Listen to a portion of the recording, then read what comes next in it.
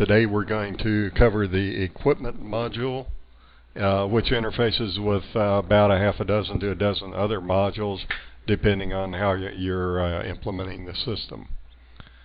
Let's minimize this.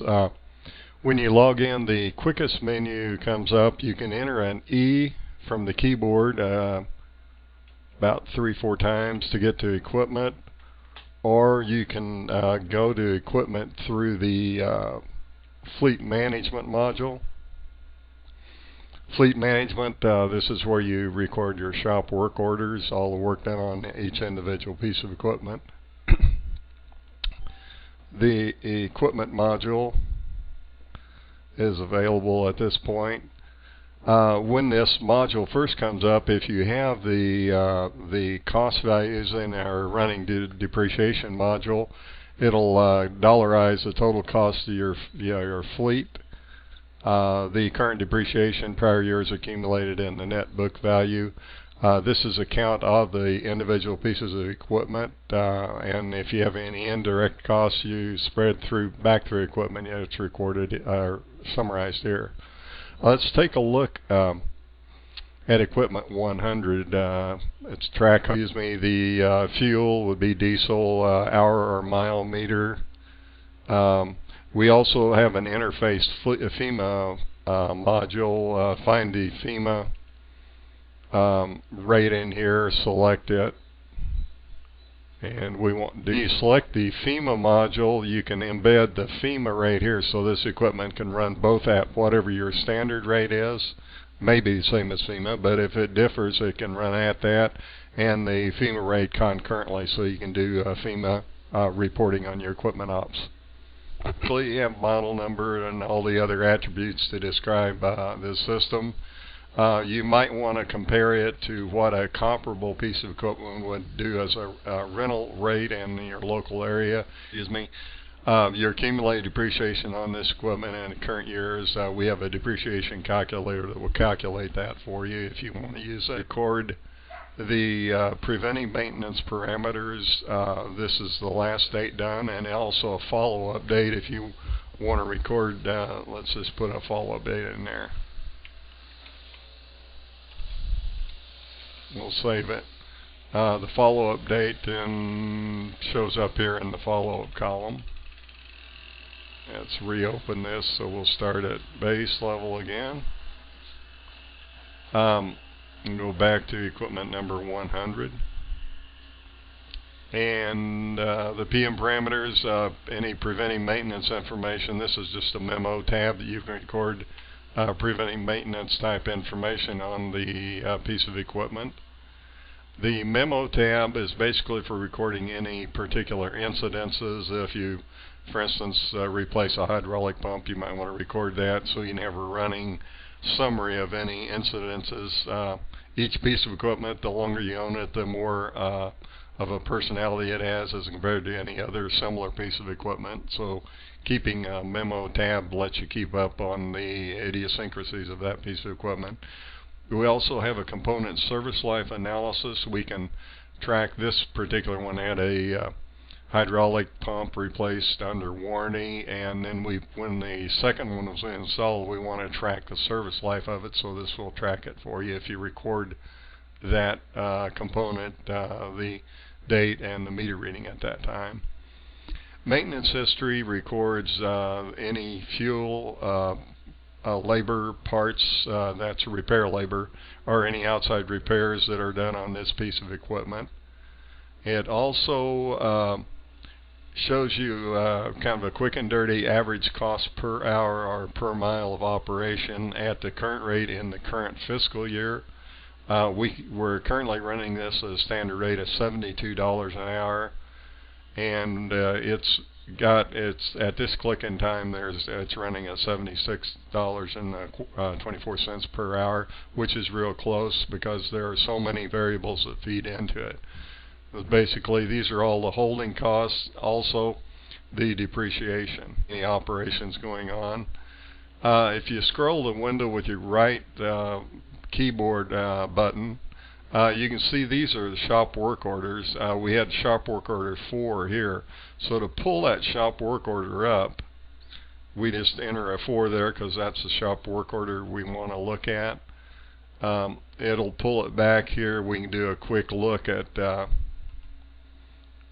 what operations were done and what type of parameters were done. You can print it if you want to, or just do a quick look up. This is real handy if the guys in the shop have a tube. Anytime a piece of equipment comes in, they can do a really quick recap of everything that's been done to it and don't have to go back to filing cabinet or the memory on it. You also can do a graph it on the maintenance history costs. Gives you an idea. We spent $1,600 here. That was probably major part repair, December 2010. Also, if you have other fiscal year data, you can change this to like 2008, hit the tab key, and it'll pull up the maintenance history in that fiscal year. So it pretty much gives you a full recap of everything going on this piece of equipment. If you have a picture of the equipment, you can put it in the viewer. The pictures are stored. This will pull up the directory listing. And the pictures are stored wherever you have the Road and Bridge program running. Then under it is a data folder. Under that is an images folder, and then under images there are several folders, of which one is the equipment folder. So you store any pictures of the equipment. The picture for this one would be 100.jpg or TIFF or whatever format. So this knows when you click the view equipment, it'll pull it up. We also have help plumbed in, so you can do a lookup on any particular item, and it pulls it up. The warranty table is also integrated in, so the guys in the shop can pull this up and see any type of warranty equipment. For instance, if they were working on equipment 405 and it had blown the transmission, and the transmission at the end, it had a warranty up to 200,000 miles or up through 10/3 of 2008. Then basically you dig out the warranty control papers and you get your free transmission rather than a $1,000 one. So it will save you a lot of money if you can keep track of all this and have it real handy any time. The equipment module also interfaces the fuel efficiency. We'll take a look at 100 and 102 and 105 here. And it'll pull up the fuel usage through the year if that's what you're using. You need to capture your fuel usage, the meter readings, and then this calculator generates all the graphics for you. You can also do listings by equipment type. Pulls up all your graders so you can see them all on a graph. This one had a blowout in September. See, purple, it was equipment 220, it looks like. Probably what caused that was the fuel usage, or the ending meter reading at the time of fuel usage was incorrect, so it had a blowout. But it's easy to track back to find any problems within this, so you can keep track of your fuel efficiency usage at all time. Also, the help button on the browse. Our preventive maintenance, we have reports here that let you do PM reports, so you know what's coming in the next week or 2 weeks, however long you determine to look forward, and then the guys in the shop can do prepare all the parts, go to and get all their parts ready. The send button will let you export out in any format or to the printer any full set or subset of your equipment if you want to run an Excel spreadsheet and do further analysis of that out on Excel. Also, if we have sold equipment, we hit this tab. Most people, if the screen does that little mess up like that, just stretch it a little bit and then it'll redraw itself.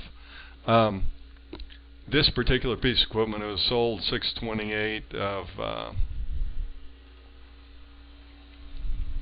05, but they're still keeping it on the books. Generally, when a piece of equipment is sold, you would want to take it out of the system and off the books because it's gone. You'd want to keep the information about the sale and everything, of course. That pretty much covers the equipment module. If there are any questions, give us a call, or this webinar will be out on the viewing out there. Also, we're putting all of our